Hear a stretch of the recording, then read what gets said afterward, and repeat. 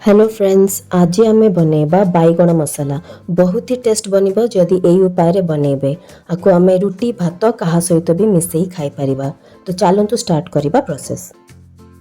सभा फास्ट रे आमे बैगण को सफा करिकी मीडियम साइज रे काटि देबा।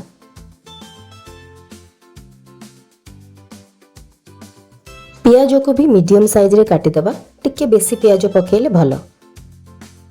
टमाटो और रसुण भी नबा। जदि बेसी खट्टा दरकार ताहले बेसी टमाटो पके पारिबे। एठी आमे टमाटो को मीडियम साइज रे काटि देइछे और रसुण को छेचिकी पकेबा।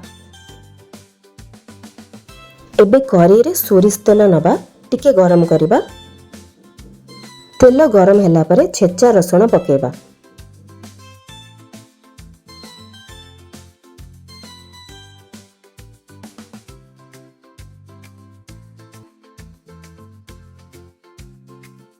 रसुण टिके फ्राए होला परे कट्टा प्याज पकेबा। भलो कि मिक्स कर दबा।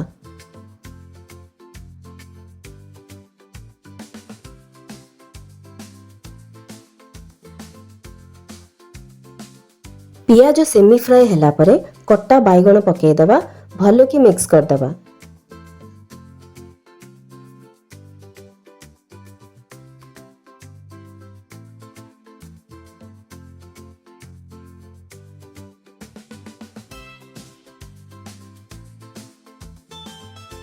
एबे टेस्ट हिसाब रे लूण पकेबा।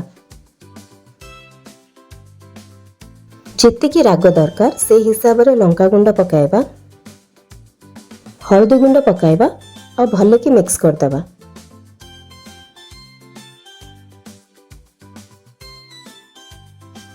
एबे कट्टा टमाटो पके दबा। घांटी दबा टिके।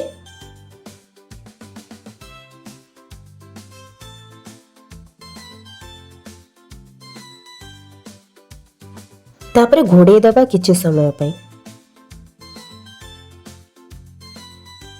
बैगण को मझिरे मझिरे घांटुथबा नहले तळु लागि जिवो आ पोड़ी जिवो। बैगण सेमी फ्राई हे गेला परे गरम मसाला टिके पकाय दबा। मीट मसाला टिके पकाय दबा। जद्वारा टेस्ट और स्मेल दीटा को बहुत भलो आसीबो। भलो कि मिक्स करिबा आ फ्राई हबा को दबा।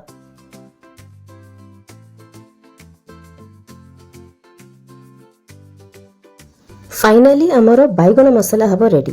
इंग्रेडिएंट्स डिटेल्स डिस्क्रिप्शन बॉक्स रे मिल जिवो। Thank you.